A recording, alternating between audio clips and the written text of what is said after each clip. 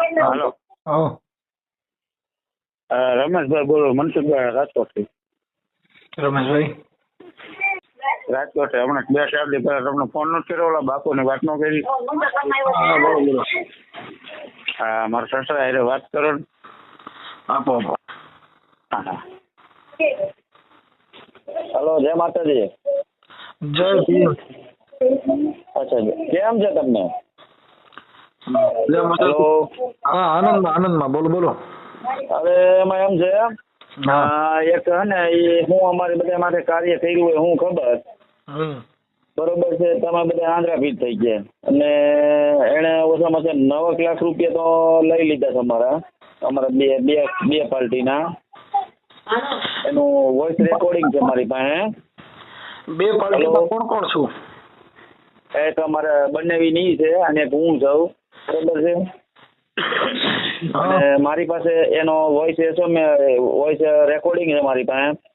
પછી એનો ફોટો છે મારી પાસે. પછી એને ગાડી જે એની અલ્ટ્રો હતી ને એને ગાડી નંબર મારી પાસે છે. હા, અને અત્યારે ફોન એનો ચાલુ છે પણ એને મારો ફોન છે ને બ્લેક લિસ્ટમાં નાખ્યો હોય છે. બરોબર છે. એનું નામ શું છે જે બાવાજી છે એનું? એનું નામ દિલીપ કોલરમાં જોઈ છે ને, ટુ કોલરમાં દિલીપ કેવા દિલીપ કાંત કોયલિયા લખેલું છે. કોયલિયા, ઓકે. આ તમને તમારે કેવી રીતે તાંત્રિક નો કેવી રીતે તમને પનારો કેવી રીતે થયો? હા, અમારે પાનારો પડ્યો ને ઈ માણસ ને ઈ જેનાથી મારા બનાવીને લીધે ઈ પાનારો પડ્યો. અને મારે બનાવીને છે ને એક બીજા એક છે ભાઈ આયર છે, ઈ એના લીધે એને પાનારો પડ્યો, એ રીતે છે. તમારું ગામ કયું છે? અમે હાલે એટલે એમાં એમ છે કે અમે રાજકોટ રહી છીએ, સમજ્યા? હા હા, એ રીતે કરેલું છે. પૈસા કઈ જગ્યાએ દેવાના છે? પૈસા ને હે કુરિયર કરેલું છે અને અમુક હે રોકડા એને આપેલા છે. આરકે કુરિયર માંથી મેં મોકલેલા છે સુરત, અને બીજું એક ગામ કીધું ત્યાં મોકલાતા. બરાબર. એની ચિઠ્ઠી છે મારી પાસે, કુરિયર એનો ફોટો છે મારી પાસે. બાપુનો ને આ ચિઠ્ઠી જે મોકલેલા પૈસા ઈ. એમને બાપુને તમારે કાયદાકીય રીતે પકડવા હોય તો કેવી રીતે પકડવા? પણ હજી તમે માતાજી માંથી બહાર નીકળ્યા નથી. હજી તમને તમે સાંભળો, તમે કયો એ બરોબર છે, વાત સાચી છે તમારે. આ તો મેં તમને એમ કે મેં કીધું એ રીતે બોલાવું, નકર તો હું હવે તો કંટાળી ગયો છું. અમે માતાજી માંથી એટલે જ કંટાળ્યા છીએ. આ માતાજી વારે જ કરી નાખ્યું છે. એમની વાત સાચી જ તમારી. હા, અને હજી આપણે માતાજી માં જ છીએ. આ ધર્મો ની અંદર આમાં જિંદગી બગડી ગઈ. ઈ તમે કયો ને ભાઈ, એ મેં હવે આઈડિયા પછી તો હું એમ થઈ ગયું કે આ બધાને તો અને એક બાજુ મૂકવાની જરૂર છે ભાઈ. આ સાધુ કઈ સમજના? આ કોયલિયા કઈ સમજમાં આવે? તમે પૈસા એટલા નાખી દીધા તમને સમજ? એનું કઈ એડ્રેસ કે કઈ નામ ઠામ તમારી પાસે કઈ નથી? ના ભાઈ. તો કેવી રીતે નાખ્યા? એમાં એમ છે, વિશ્વાસ છે ને ભાઈ, મારે બનાવીને એ લોકો ઓલાનો વિશ્વાસ આપ્યો ને એને આનો વિશ્વાસ આપ્યો. તમને આ કાઢી દેવું, ઓલું કાઢી દેવું એમ. તમારું નામ શું છે આખું? પરમાર દિનેશભાઈ ગોવિંદભાઈ. દિનેશભાઈ ગોવિંદભાઈ પરમાર. મૂળ સરદારના, કયું ગામ તમારું? હા, અમે હે ને ઓમ જારીડાના, પણ મારો આ બધો વહીવટ છે ને અમારે શાળાને ત્યાંથી થયો છે. સરદાર આ બધું કાઢવાની ગણતરી આ બધું થયું છે. મૂળ તમારું ગામ તો સરદાર ને? હા, ના, મારું ગામ મૂળ આપણે જારીડા ગામ છે, પણ સરદાર આ બધો બનાવ બન્યો છે મારા શાળાને ત્યાં.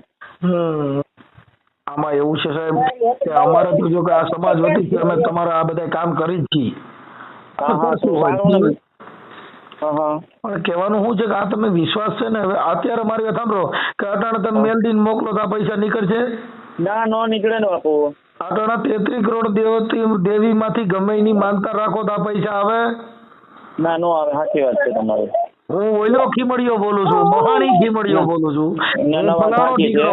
એક ખીમડિયા આમાં કામ નથી દેતા સાહેબ, એટલે અમે હવે માથા પછાડીને થાકી ગયા છીએ. શું છે? ના, વાત સાચી છે. હા, એટલે આ બધું એવું છે. હવે આને ફરિયાદ કરવી હોય તો તમે એનું નામ ઠામ ને તમને આવડતું નથી. હા. નામ ઠામ આવડે તમને? ના આમાં કોલર ટુ કોલરમાં જોયું ત્યારે એ નામ બતાવ્યું છે. બાપુનું નામ નથી આવડતું? ના હવે આ એક ગાડી નંબર છે એનો મારી પાસે, ફોટો છે ગાડીનો, ફોર વ્હીલ છે ને ઈ. હવે ઈ કુલ કેટલા લાખ રૂપિયા આપી દીધા છે? 9 લાખ રૂપિયા જેવું છે. 9 લાખ રૂપિયા? હા, એટલે મારે બનાવીને અમારા બે ના થઈને અમારે 5 લાખ. એમ નહીં, તમે પૈસા ટકે સુખી છો એટલા બધા?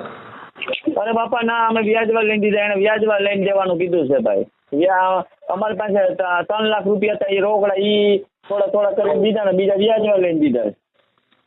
એમની એવી બધું હું તમને જંતર મંતર બતાવ્યું હતું તમારે 9 લાખ રૂપિયા આપી દીધા?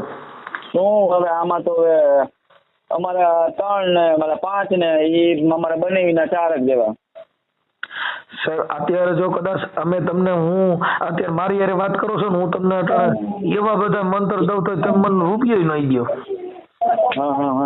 અને બાબા સાહેબ ના નામ માંથી 1 રૂપિયો નહીં વાપરો. જો હમણાં હું મેલડી બાબા સાહેબ જો અમારી બાજુમાં જ છે, કાર્યકર ને ઓલે તમને અશોક સિંધવ એની ઓફિસ મારી પાસે છે, બરોબર છે, અહીં બાજુમાં જ છે અમારી. તમે એને ન પૂછ્યું હોય, તમે જેટલા બાબા સાહેબ તમારી વાત હાવ, જો હું હાવ સાચી જ વાત કરી, આ તમારી વાત સાચી. હું તમને પેલા કહી દઉં, અમે માતાજીનો એના માટે વિરોધ કરી છે. અટાણે તમે કોઈક ભુવા પાસે જાવ છે, અટાણે કોઈક તમે રાવણદેવ પાસે જાવ છે, અટાણે માતાજીના મઢે જાવ છે. ના સાચી વાત છે તમારી. અત્યારે જરૂર કોની પડે છે? બાબા સાહેબ ના વિચારધારી વાળાના. અત્યારે જરૂર કોની પડે છે? કાયદાનું, સંવિધાનની જરૂર પડે છે. તમે જયારે ઓલા જે તાંત્રિક ની વાયદે સીડા તેથી સમાજ નહોતી યાદ ભાઈ. ના વાત હાવ સાચી કરી તમે.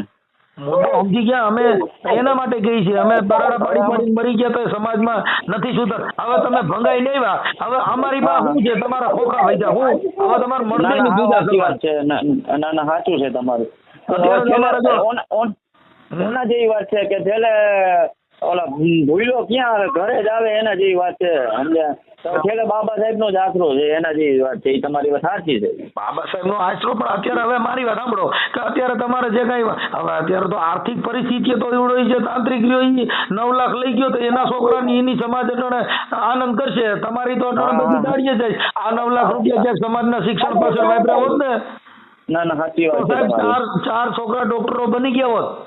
ના વાત હાવ સાચી કરી. તમારા ગટપણે પાલવત ને તમને આખી જિંદગી હાથવત લ્યો. ના સાચી વાત છે. અટાણે તો તમારા છોકરા રોડમાં ચડાવ્યા ને ગાઈડ ને અમારી જેવાય છે એમાં 2-5 માં તમારા ફોનમાં તમારા ધક્કા પગમાં અમારે ખાવાના. ઈ તાંત્રિક ના પાપ અમારે ભોગવવાના લ્યો. ના તમે છેલ્લે સમજી લ્યો, સમાજ જ મને કામમાં આવે ને સમજી લ્યો. પણ કામમાં ક્યારે આવે? તમે કોઈના મેળના સમાજને પેલા પૂછ્યું હોત તો? પેલા મનસુખ ગોવિંદને ફોન કર્યો હોત તો? ના સાચી વાત છે. ઈ 52 બીજા 9 હામાં દેખ. બીજા 9 લાખ ઈ તાંત્રિક ની હામાં દેખ કે મારા બાપ આ તમે કયો મંત્ર માર્યો? કેમ કે આ તો બાબા સાહેબ નો મંત્ર છે.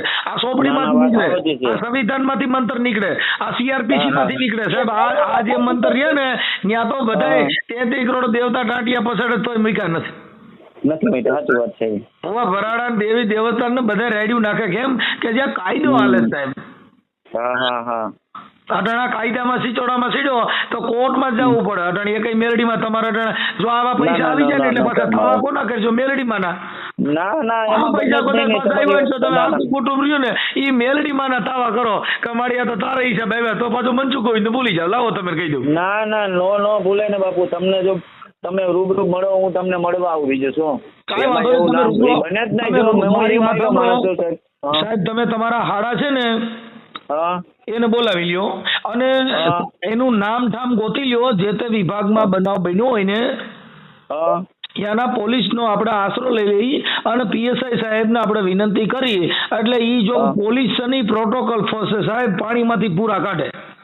બરોબર, સાચું છે. આ દેશમાં જો તો પોલીસની જરૂર જ ન પડે ને. અત્યારે આપણે કોઈ ભૂવા ફરાડા નહીં ખોટી, કોઈ માતાજી આપણે પોલીસ સ્ટેશને જવું ને એટલે જેવું હોય છે એવું કાઢી દે, એનું નામ ગોતીને દે ને પકડી આવે છે હોય. ના સાચું છે. કેમ કે અત્યારે સત્તામાં સાહેબ પોલીસની જરૂર પડશે. કોઈ એટલે ભૂવા ફરાડાની જરૂર નહીં પડે. અમારી જેવાનું નહીં હાલે. અમારે પોલીસમાં જવું પડશે સાહેબાનું. કેમ કે પોલીસ છે એ કાયદો વ્યવસ્થા માણસનું જાનમાલનું રક્ષણ કરવા માટે પોલીસ પાસે જવું પડે છે. ના સાચી વાત છે. એટલે કાંઈ વાંધો નહીં. તમે નક્કી કરીને કેદી આવો છો એ આપણે જોઈ લઈએ. જે જગ્યાએ પોલીસ પૈસા દીધા હોય અહીંયાના પોલીસ સ્ટેશનમાં આપણે સાહેબને વિનંતી કરી. હા ઓકે. ભલે ભલે. હા, અને હવે આવા ફેકડે ક્યાંય ભરાતા નહીં. ના ના આટલું કઢાઈ દે બસ બાપુ, બીજું તો હું હવે તો સરકારને કાયદો કરે સાહેબ, આપણે એમાં તો મારા બાપની પેઢી નથી. ના ના ના વાત સાચી છે. કાંઈ વાંધો નહીં, તમે જે ભોગ બન્યા છો ને 2-3 જણા જે આવો એટલે આપણે નજીકના જે તમારા જે તે વિસ્તારનું પોલીસ સ્ટેશન હોય ને સાહેબને આપણે રિક્વેસ્ટ કરી. હો હા હા હા, નામ ઠામ જાણી લેજો. યા હા.